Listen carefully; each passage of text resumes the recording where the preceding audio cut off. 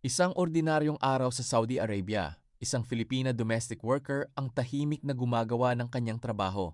Malayo siya sa kanyang pamilya, malayo sa Pilipinas, at ang tanging iniisip niya ay ang kumita para sa kanyang mga mahal sa buhay. Pero hindi niya alam na ang bahay na dapat sana niyang pinagtatrabauhan ng ligtas ay magiging lugar kung saan mararanasan niya ang isang bagay na hindi niya kailanman inakala. At ang mas masakit, ang taong umano'y gumawa nito ay hindi isang estranghero. Anak siya ng kanyang employer. Kwento ng isang OFW na tinawag sa pangalang Rose upang protektahan ang kanyang pagkakakilanlan.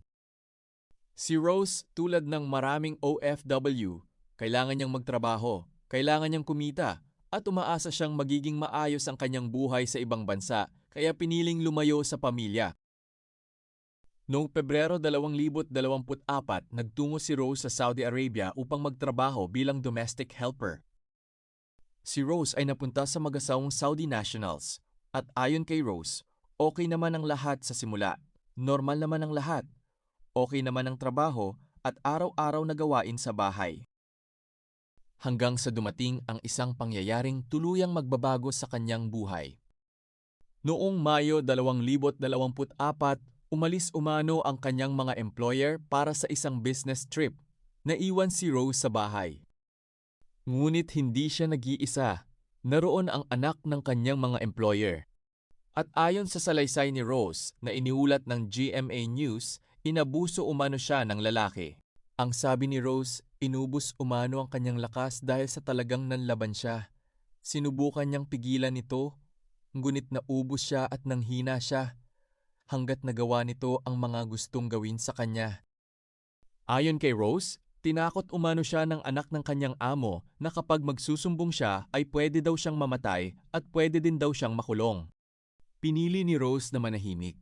Araw-araw, kailangan niyang magpatuloy sa pagtatrabaho. Kailangan niyang harapin ang taong sinasabi niyang nanakit sa kanya, habang daladala niya ang takot at ang bigat ng kanyang sikreto. Humigit kumulang 1 buwan niyang itinago ang nangyari, 1 buwan ng takot. 1 buwan ng pag-iisip kung sino ang kanyang mapagkakatiwalaan. Hanggang sa dumating ang pagkakataong sinabi niya sa kanyang agency ang nangyari at humingi ng tulong. Ngunit sinabihan lamang siyang maghintay ng 2 hanggang 3 buwan. Naisipan na din niyang sabihin sa kanyang mga employer. Marahil umaasa siyang tutulungan siya. Marahil umaasa siyang makakauwi na siya. Pero ayon sa kanyang salaysay, hindi naging ganoon ang nangyari. Sa halip, sinabi niyang kinuha umano ang kanyang passport at ikama, at mas lalo siyang nahirapang makaalis. Noong Hulyo, sinabi ni Rose na muli siyang inabuso umano ng anak ng kanyang employer. Sa puntong iyon, hindi na lamang takot ang kanyang nararamdaman. Gusto na niyang makaalis, gusto na niyang makauwi, gusto niyang makalayo sa bahay na pinagtatrabahuhan niya. Pero paano? Nasa Saudi Arabia siya, wala sa tabi niya ang kanyang pamilya, at ang kanyang mga dokumento ay hindi niya hawak.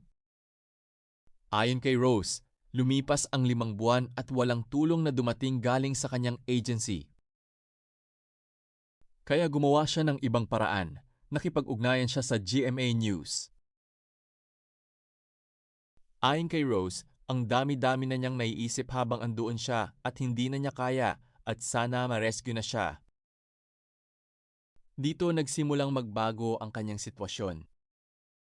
Nang malaman ng media ang kanyang kalagayan, nakipag-ugnayan sila sa Department of Migrant Workers at mabilis na kumilos ang mga awtoridad.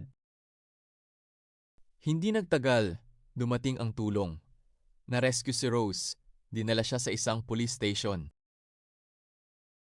At sa wakas, may lugar siyang naramdaman na ligtas siya. Matapos ang mga nangyari sa kanya, sinabi niyang nakaramdam siya ng ginhawa nang makarating siya sa ligtas na lugar. At lubos ang pagpapasalamat ni Rose. Sa unang pagkakataon matapos ang matagal na panahon, hindi na niya kailangang harapin mag-isa ang kanyang kinatatakutan.